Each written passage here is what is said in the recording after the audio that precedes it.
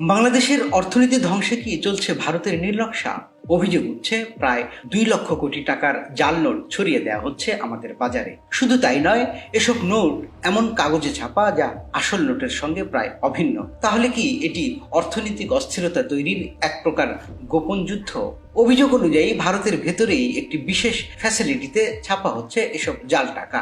সাধারণ কোনো গোষ্ঠী বা ব্যক্তি নয়, বরং গোয়েন্দা সহায়তা ছাড়া এটি সম্ভব নয় বলে বিশেষজ্ঞদের ধারণা।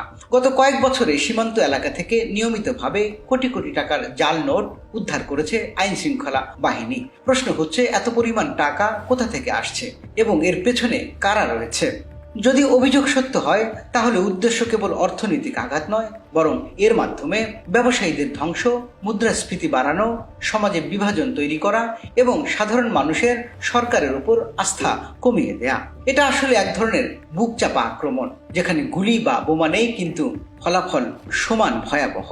এটাই প্রথম নয়, অতীতেও ভারতকে অভিযোগের মুখে পড়তে হয়েছে শ্রীলঙ্কা, নেপাল আর কাশ্মীরে একই ধরনের প্রভাব বিস্তারের জন্য। কৌশল একই, অর্থনীতি ও সমাজকে অস্থির করে চাপ সৃষ্টি করা। তাহলে কি বাংলাদেশ এখন সেই একই কৌশলের শিকার? যদি 2 লক্ষ কোটি টাকার সমপরিমাণ জাল টাকা বাজারে ঘুরে বেড়ায়, তবে এর প্রভাব হতে পারে ভয়াবহ। টাকার মান দ্রুত কমে যাবে, বিদেশি বিনিয়োগকারীরা আস্থা হারাবে, ব্যাংকিং সিস্টেম ভেঙে পড়তে পারে, সাধারণ মানুষের সঞ্চয় ও ব্যবসায়ীদের পুঁজি মুহূর্তেই মূল্যহীন হয়ে যেতে পারে।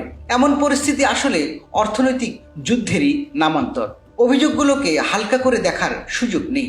এখনই দরকার স্বচ্ছ ও নিরপেক্ষ তদন্ত, আন্তর্জাতিক মহলকে অবহিত করা এবং দক্ষিণ এশিয়ায় অর্থনৈতিক নিরাপত্তার নতুন কাঠামো গড়ে তোলা। কারণ জাল টাকা শুধু অর্থনীতির সমস্যা নয়, এটা দেশের সার্বভৌমত্বের বিরুদ্ধে এক অদৃশ্য অস্ত্র। বাংলাদেশের অর্থনীতির বিরুদ্ধে যদি সত্যি কোনো ষড়যন্ত্র চলে থাকে, তবে তা প্রতিরোধ করা কেবল সরকারের দায়িত্ব নয়, আমাদের সবার দায়িত্ব। প্রশ্ন হলো, আমরা কি প্রস্তুত এই অদৃশ্য যুদ্ধের জবাব দিতে?